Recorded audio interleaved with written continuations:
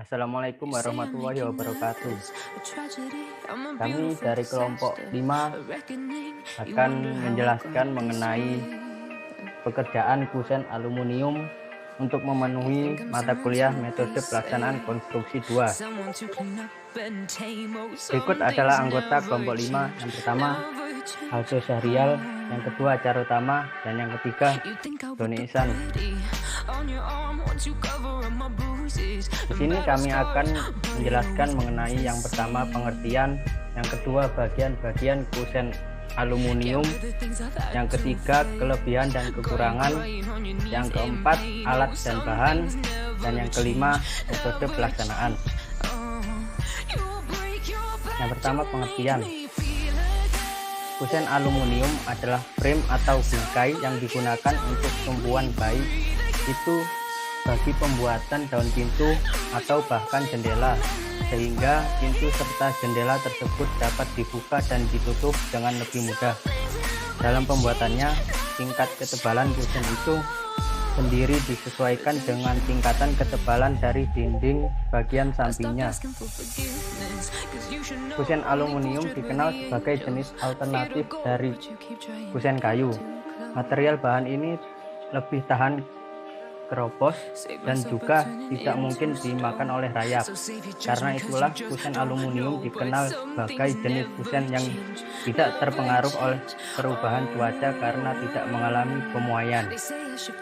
Kemudian penyusutan atau bahkan perubahan bentuk. Fungsi utama dari kusen yaitu untuk perletakan daun pintu, jendela, kaca, dan teralis. Selain fungsi tersebut, bentuk dan variasi kusen akan menambah keindahan atau estetika dari bangunan. Selanjutnya, bagian-bagian kusen aluminium. Yang pertama, tiang atau steel. Yang kedua, ambang atau dorpel. Pada kusen jendela terdapat ambang atas dan ambang bawah, sedangkan pada pintu tidak ada ambang bawah. Yang ketiga, konen, yaitu tempat meletakkan daun pintu atau daun jendela. Yang keempat, telinga, yaitu bagian ambang atau dorpel yang masuk atau ditanam di dalam tembok. Bagian ini berfungsi untuk menahan gerakan kusen ke depan atau ke belakang. Yang kelima, alur kapur, yaitu bagian dari tiang atau steel yang diberi celah yang berfungsi untuk menahan gerakan kusen ke depan atau ke belakang. Selain itu, bagian ini juga berfungsi supaya jika terjadi penyusutan, kusen tidak jadi bercelah. Yang keenam, angkur, yaitu bagian yang dipasang pada tiang. Bagian ini berfungsi untuk memperkuat melekatnya kusen pada tembok, serta untuk menahan gerakan daun pintu atau jendela. Yang ketujuh, duk atau neus, yaitu bagian yang dipasang pada tiang di bagian bawah. Khusus untuk kusen pintu, fungsinya adalah untuk menahan gerakan tiang ke segala arah dan untuk melindungi tiang kayu terhadap resapan air dari lantai ke atas. Selanjutnya, kelebihan dan kekurangan akan dijelaskan oleh teman saya, Samba. Berikut ada kelebihan dan kekurangan kusen aluminium. You're never gonna make it, you're not good enough. There's a million other people with the same stuff. You really think you're different, and you must be kidding. Think you're gonna hit it, but you just don't get it. It's impossible, it's not probable, you're irresponsible. Too many obstacles, you gotta stop it, yo. You gotta take it slow, you can't be a pro, don't waste your time no more. Who the fuck are you to tell me what to do? I don't give a damn if you say you disapprove. I'm gonna make my move, I'm gonna make it soon. And I'll do it, 'cause it's what I wanna fucking do. 'Cause all these opinions and all these positions, they come in millions, they blocking your vision. Yang But no, you keempat, can't listen, that shit is so perawatan fiction. 'Cause you kusen won't know aluminium as long lebih as you're mudah. dreaming. Yang kelima, perhitungan biaya total lebih ekonomis. Yang keenam, memiliki warna yang menarik. Tanpa pewarna khusus, bahan aluminium memiliki warna yang cukup menarik dan modern. Warna krem atau putih bergerak-gerakan. Selanjutnya ada kekurangannya, yaitu yang pertama bentuk yang cenderung kurang variatif. Kusen aluminium yang beredar saat ini memiliki bentuk standar dari pabrik, sehingga hanya terbatas pada bentuk minimalis dan klasik Eropa. Yang kedua, diperlukan keterampilan dalam memasang menggunakan sistem pistol. Kusen aluminium dipasang dengan mengandalkan vortex scope yang ditanam di dalam tembok yang sudah diplaster. Yang ketiga, diperlukan ketelitian dalam pembuatan maupun pemasangan kusen. Jika tidak dilakukan dengan cermat, pembuatan maupun pemasangan kusen aluminium dapat meninggalkan pola yang dapat dimasuki air hujan. Selanjutnya ada alat pembuatan. Yang pertama untuk alatnya yaitu cutting rail, gerinda, bor, gergaji, lepas, meteran, gunting-gunting, buket, pensilan, selang air, dan yang terakhir ada cutter.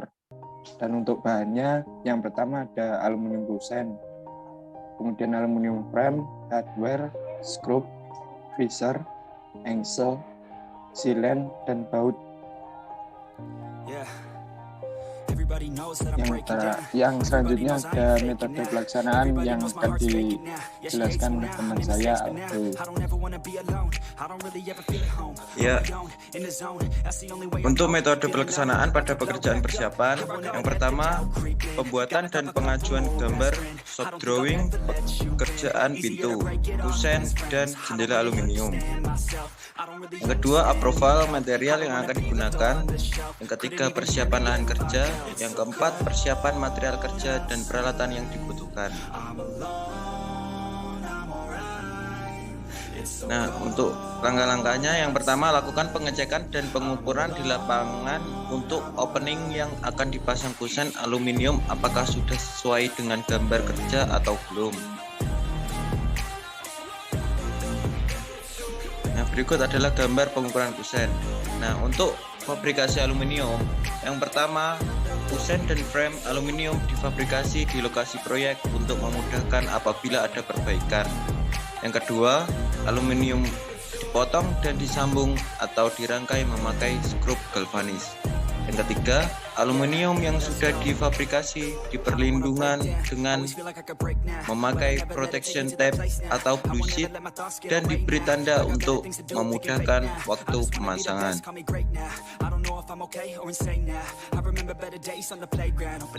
Nah, untuk pemasangan kusen aluminium dan frame sendiri, yang pertama, kusen aluminium yang telah difabrikasi dipasang sehabis kondisi lapangan siap, yaitu pekerjaan plasteran dan ajian sudah selesai.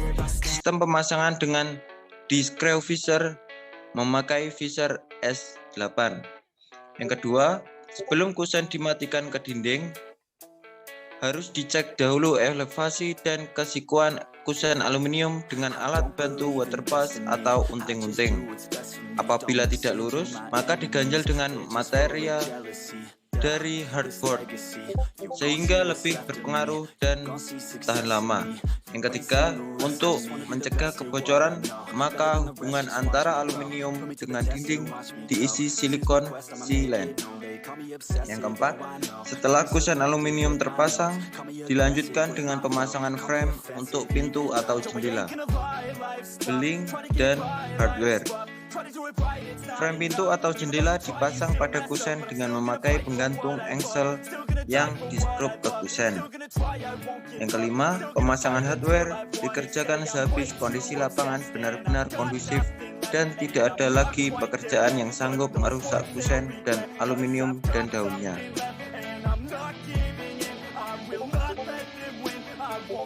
Nah, berikut adalah gambar untuk pemasangan kusen. Nah, yang pertama, cek kesikuan pemasangan kusen aluminium. Kusen aluminium dimatikan ke dinding dengan skrup. Hardboard untuk ganjal agar kusen aluminium siku. Pemasangan daun pintu pada kusen dengan gantung engsel.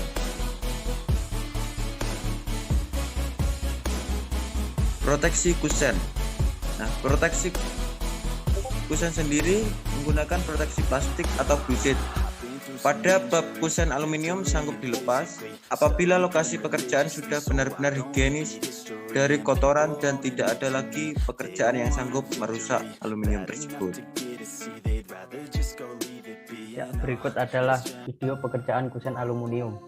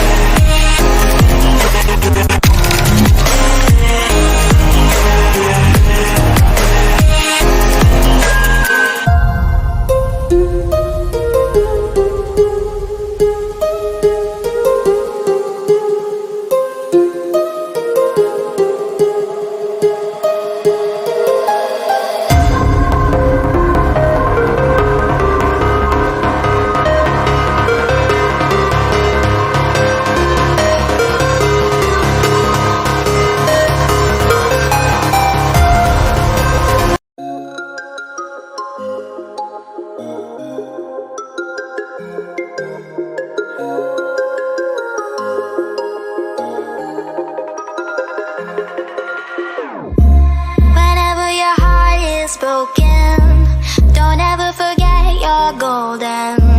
I will find the light in your soul.